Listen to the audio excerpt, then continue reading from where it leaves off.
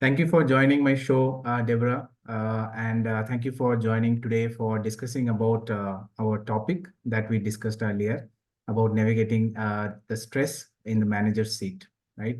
So, first of all, the introduction for me, basically that I have been working for helping the managers for different types of things, like especially in the managerial layer. So we have a lot of things that we have to traverse through for our success. So I created some kind of newsletter that I am publishing every week.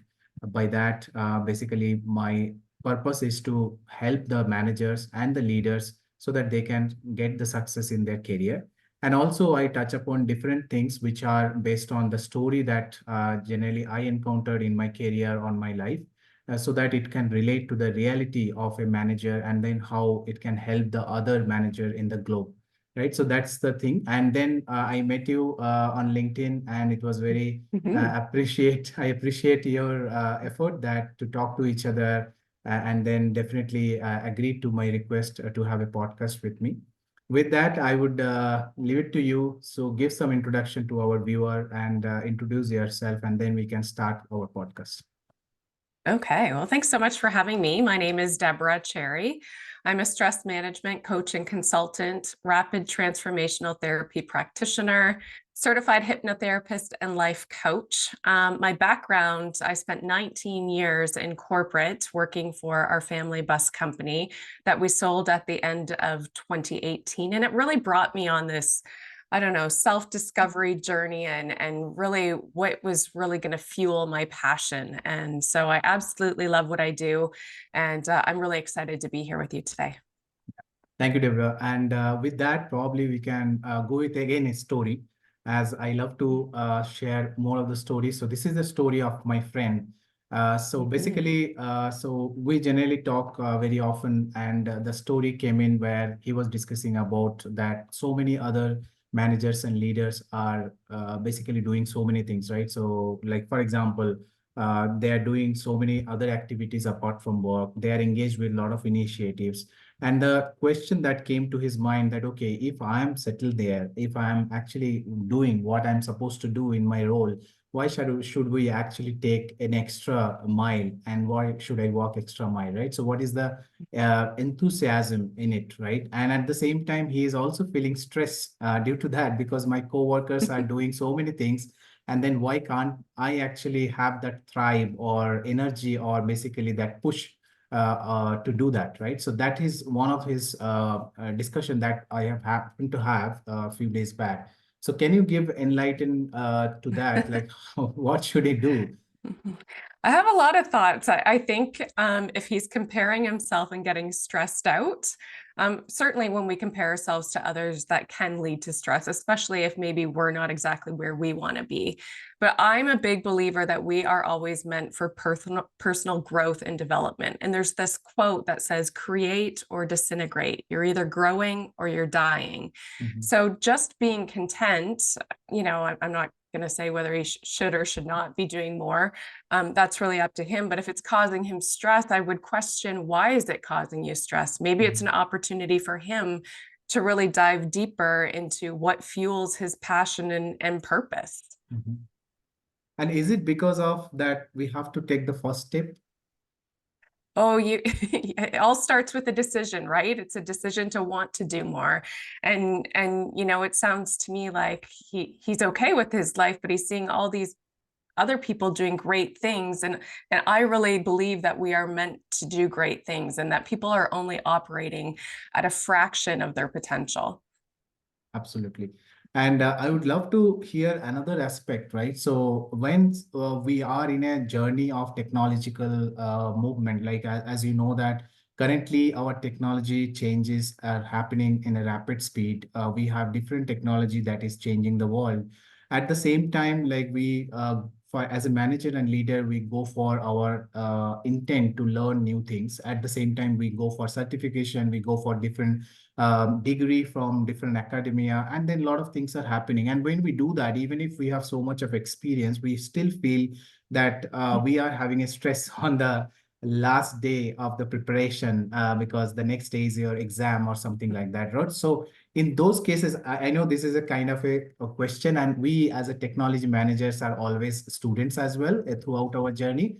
But at the same time, how we can reduce the stress when I'm going for an exam, or you can say interview, or I can say for a big meetings, presentation, anything sort of, right? So we feel a lot of stress before Sure. that day. Yeah, absolutely. And the thing about stress is called eustress, and then there's distress, but our bodies don't know the difference between excitement and anxiety. So if we can change our perception on why we're feeling this way, especially before a big interview or presentation, and we can use those nerves as fuel to achieve our goals. But I like to really, before a big presentation, I like to do visualization on how I want to see the outcome. Certainly before a big presentation, just doing some breathing techniques, box breathing. There's so many different types of breathing techniques that you can do, and also just even a short meditation or self-hypnosis into a big presentation or interview or anything of that. Those are kind of, obviously all those self-care regimes as well, just even going for a short walk or anything that really promotes your well-being. But meditation and visualization are two of my favorite things. Okay. So would you also prefer, as you were telling about meditation, right? So would you also prefer to have a very silent walk alone and thinking about, okay, how I visualize things, how I'm going to present myself on the next day or for the Absolutely. preparation? Yeah. Absolutely. And I think preparation is everything. So if you're giving a presentation and it's not something that you're comfortable with, it is that preparation beforehand, watch yourself in a mirror, look at, YouTube videos of other people who are great at presenting and how you really want to hone that skill. I remember like when I had done one of the presentation for my with my pre-sales team for one of the I would say that account renewal discussion. I had to fly to Sweden, and then I had to do like a lot of practice in front of the mirror, as we say. And then after so many times, I still remember that I was clearly every move that I was making, I was finding some gaps, and more I was practicing, and then I could actually reduce those gaps. And on the next day when we presented, that stress level was not there. But as you said, that breathing technique and meditation, these are the definitely new things for me as well. Definitely, I will also try next time when we have this kind of big meetings, big presentation, or an exam. And I would also advise my friends, colleagues, and all other members in the family. I love that.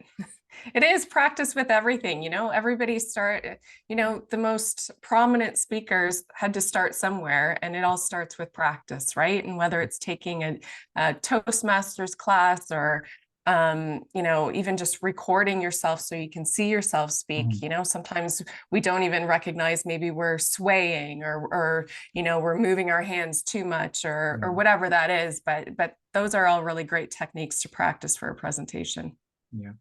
So let's jump into the professional life of a manager. So in general, we as a manager or leader get to know a lot of things. For example, as a new role, as a new challenge, our technology is changing, our company business is changing. So we also change organization. So one organization, you are coming to another organization. So and you are coming basically from a known world to unknown world, very often, right? And that's the challenge we want to take. And when we take that challenge, we also tend to get some kind of work pressure because probably it is unknown. And we take some time to make sure that we are getting used to that. And then basically, I think the stress level is reduced. But at the beginning, when somebody is changing the organization or team or getting a big, I would say that complex project in hand that he has to or she has to solve it very fast. So in those cases, those stress level increases. It is not because the work is probably the very complex, but also it's a thinking or a kind of a panic in mind that, okay, can I do that? Or even if I do that, can I do that on time? So is there any technique that you want to practice as a day-to-day to reduce the stress when we have something unknown? Yeah, I think time management is your priority, and setting realistic goals. So making sure that your goals are achievable, then breaking down those big tasks into small manageable tasks, really delegating if you have a team that can take on some of it, and having that open communication so everybody knows exactly what needs to be done. But also taking that time for self-care, like taking regular breaks. I think people like to push through, they skip lunch, they skip their breaks, to get things done. And that's often the time that you need it the most. So it doesn't have to be, even a 10 to 20 minute break, just to reset and recharge, and then go back at it. So as you said about time boxing, right? And I have been reading about time boxing for some time, but never achieved that. But sometimes, like when we say that, okay, I will work for 40 minutes, then take for 10 minutes break, again come back and then do the same and repeat like that, right? And in our life, ideally, the meetings are happening one after another, even not even 5 minutes difference, right? So how we can actually stick to that? So is there anything, for example, like in the organization when we generally work? What kind of things that organization level they can do, and also from the personal standpoint, so what kind of things we can do so that we can go into that practice? Maybe not today, maybe after some time, because I want to also start this kind of thing, so that definitely caring the body throughout the day, right? Like, for example, very simple Sure. example is drinking water, maybe every 1 hour, Sure. something like that. Yeah, I think, there's lots of different applications that you can use to prioritize your tasks and delegate to your group. Also, instead of like maybe multitasking, a lot of people think that they can juggle so many things. Focusing on the one task at hand, setting a timer on your phone, even for for half an hour or an hour right now, this is what I'm gonna hammer out, and then go on to the next thing. And then you're just focused on that one thing. And another great thing, I know one of my coaches does, she only checks her email at certain times, like once in the morning, once in the afternoon. So setting specific times. So we're so we're so enamored by these dings of our cell phones or new messages coming up that we get distracted. So, minimizing those distractions too, even just having some good focus, meditative songs on, I find I get into my tasks easier. But making sure that you are taking those little breaks, even for water, just to get up and stretch. It doesn't, like I said, it doesn't have to be long. Exactly. I have heard this the meditation song by some of the colleague in the last year, and I started doing that. Generally, when I was writing, I started writing these articles on weekly basis, and as you said, right? Okay, I focused on this. I basically combined myself into a room, and then I started thinking about some of the topic, and even actually thinking about one of the topic, and then I start writing it, but it's full focused. And I felt that when you do a lot of things in focus, the output or the quality will also be good. And at the same time, you also get a chance to discover yourself, right? Because as you said in the beginning, that you discovered yourself from your beginning of the journey to currently what you are doing. Definitely the discovery part is something you will get when you really, really focus on something. Right. So, And I don't know, like working from home is becoming so popular now, or having a different schedule. And sometimes even those distractions of being at home or working from home, like there's laundry to do or meals to cook, or, it can be so distracting. So I really like the focus level of, okay, I'm setting this time to do this task, then I'll take a break, and then I'll come back to something else. So especially if you have a flexible work schedule where you're able to work from home, that for me has always been. But there's so many different task management applications that you can use as well. Yeah. And in that aspect, one thing I just want to touch upon about the culture in the organization, right? So, for example, the current organization Mhm. that I belong, we have a hybrid culture. So that means if I have to plan for networking, for a co-creation of ideas or working with a team together, then I can go to office. If I think that, okay, I need a space where I can do some brainstorming myself, I will do something, for example, in terms of coding, in terms of learning something. And that day I can still be at home and then I can invest time there, create some strategy and all these things, right?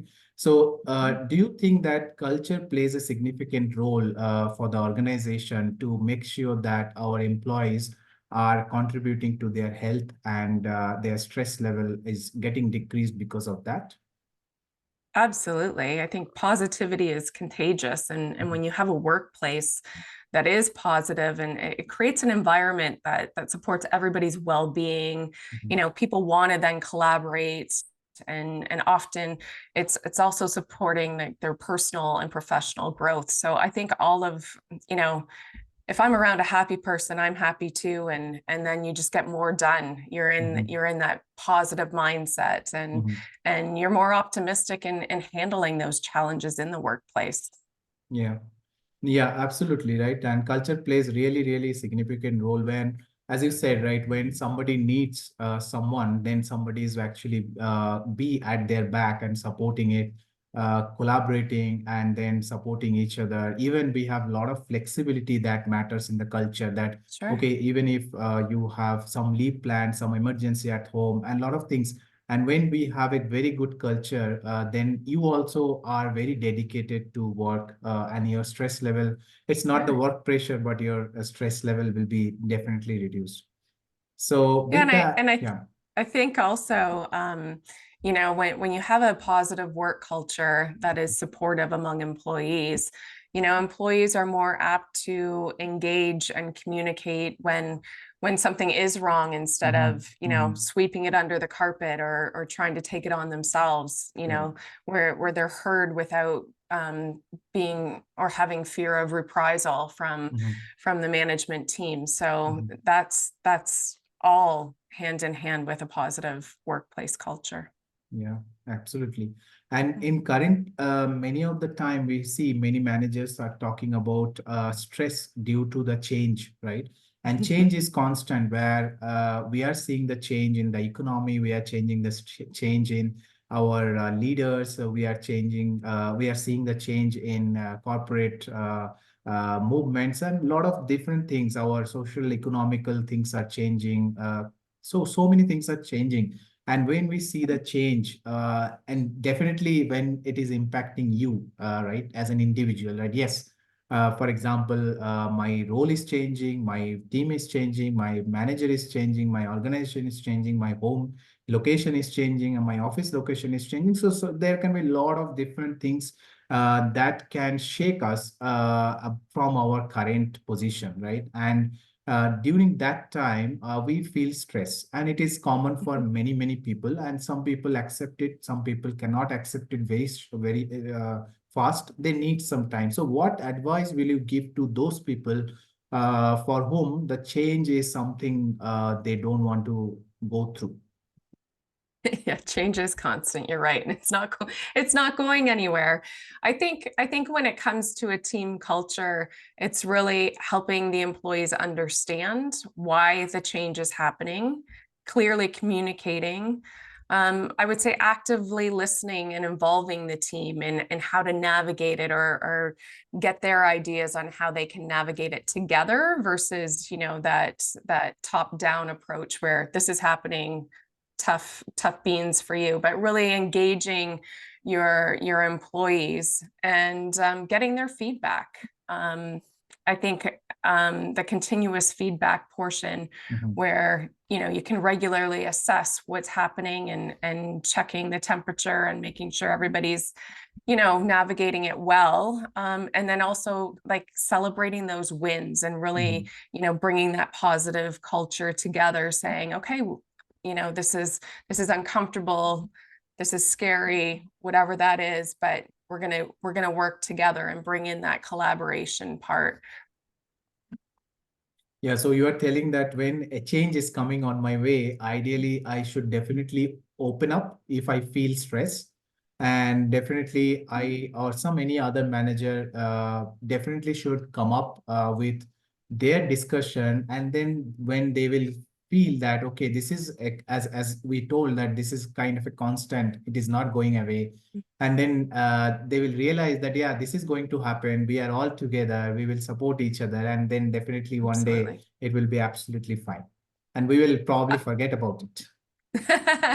You'll be ready for the next change. Yeah. And I guess if there's any training or development, to change can be like you talked about technology, Mhm. is there training or resources that I Mhm. need to provide my employees so that Mhm. they can navigate this change in the best way possible?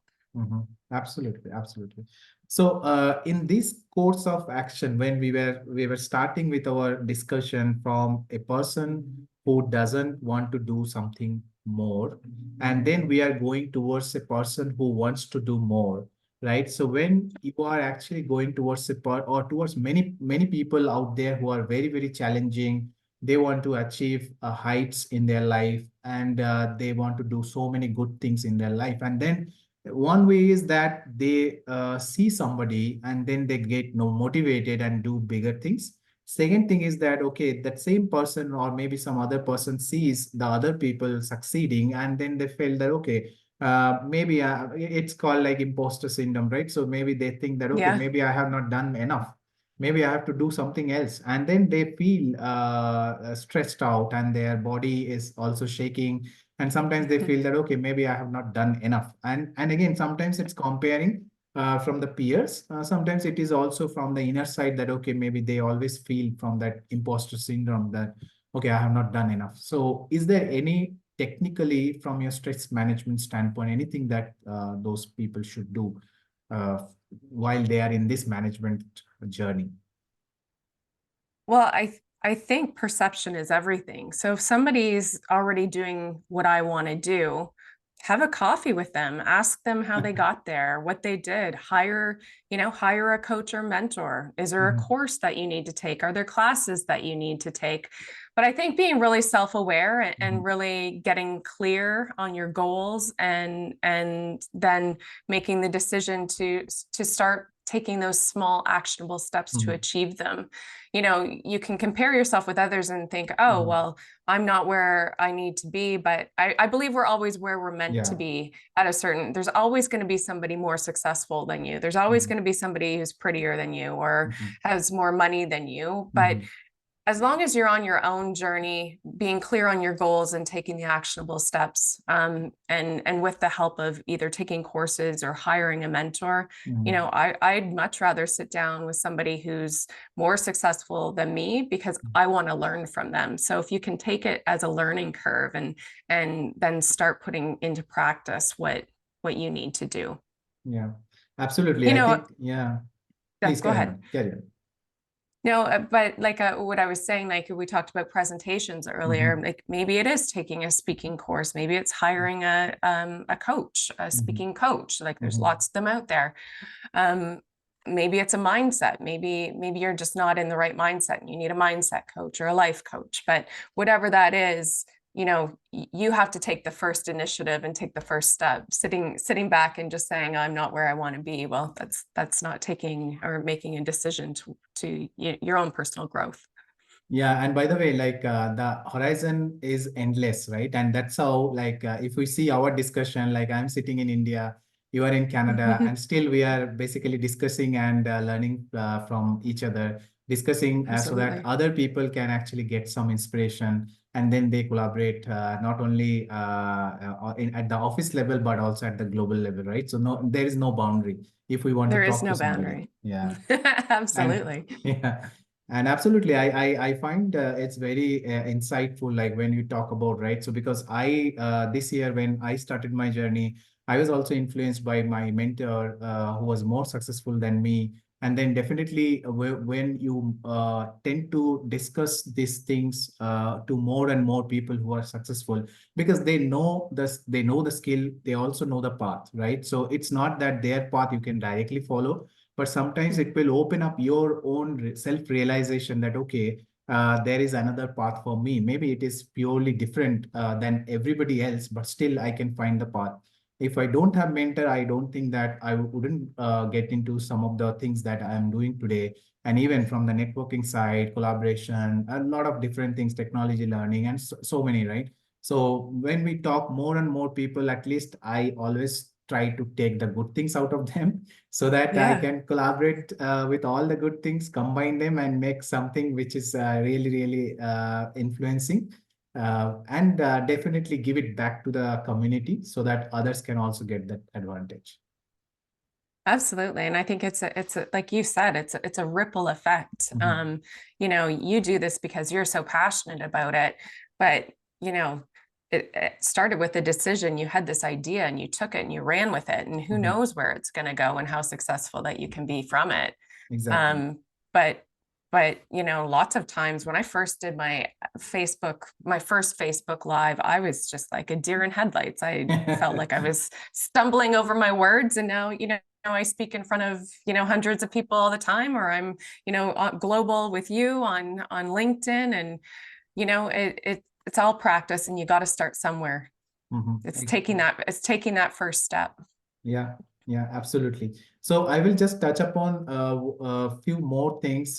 Basically, few of the question that came from one of my reader about Sure. conflict management, right? Because this conflict management is a topic that many of the managers are dealing with in every level. Maybe sometimes it is big, sometimes it is small. Like you deal with a person who will be basically not in line with you, right? So Sure. how we manage the stress when we are dealing with somebody, for example, we are not having a good relation with, and they are Sure. probably the having a external or internal stakeholders. Yeah, that's a tough one. I think it all comes down to open communication Mhm. and going back to the values and mission of the organization. So, you know, are your actions in line with our task at hand, our values, our mission? And if not, you know, is there any sort of how can we get over it together? It's not about being right. It's not about being wrong. It's about how can we come to a mutual understanding in a way that we can move forward Mhm. in a positive light. Sometimes I would even say, you know, taking a break, Mhm. not maybe addressing it right away in that moment, but taking some time and really figuring out how you're going to speak either to this person, or whether you need to take it up a channel to an Mhm. HR department, or Mhm. maybe you need support in that, maybe you need a mediator, whatever that is, or maybe you just need to bounce it off a colleague at the same level of you as you, so you know you can get ideas on how to gracefully approach a subject without getting into the aggression of yelling, or you Mhm. know, obviously we don't want any physical altercation So that would is there any technique or I would say that any medical technique is there where we can really practice, right? Because we are having all these different types of stress at different levels. So is there any Sure. medical technique or anything that you advise or you practice with your consulting practices that a manager, leader, or any individual can basically do or redirect to one of your service where they will be getting helpful? Yeah, I think there's lots of different techniques you can do in a moment. One of Mhm. them for that I like to use is to just write it out. Write out the Mhm. circumstance, write out what's going on, write out your feelings, and then write out on a separate and like rip it up, tear it up, burn it, whatever that is. And then on a separate sheet of paper, you write out as you would like it to be and how That- you would like that communication to be. that's Because when nice. you can bring a new energy to the situation, you can often deal with these conflicts in a much more positive light.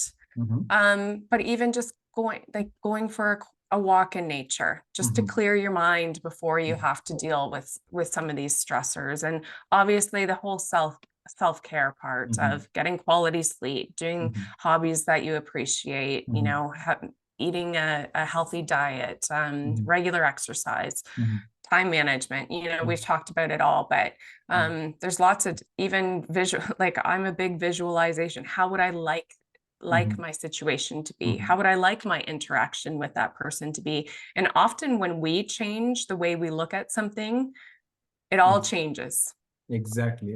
And I want to quote this, right? So, and I was talking to many of my colleagues and friends, like if you are really, really overthinking because of stress, please start writing. It will really help. Yeah.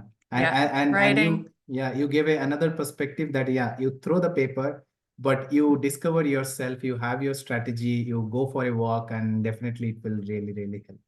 So, so Deborah, the last thing before we close up, right? So if one of my viewer wants to contact you or get some kind of connection with you, so what is the way they should contact you? Yeah, so they can find me on LinkedIn, which I'm sure you're going to tag me in this post anyway. They can find me on LinkedIn or on my website.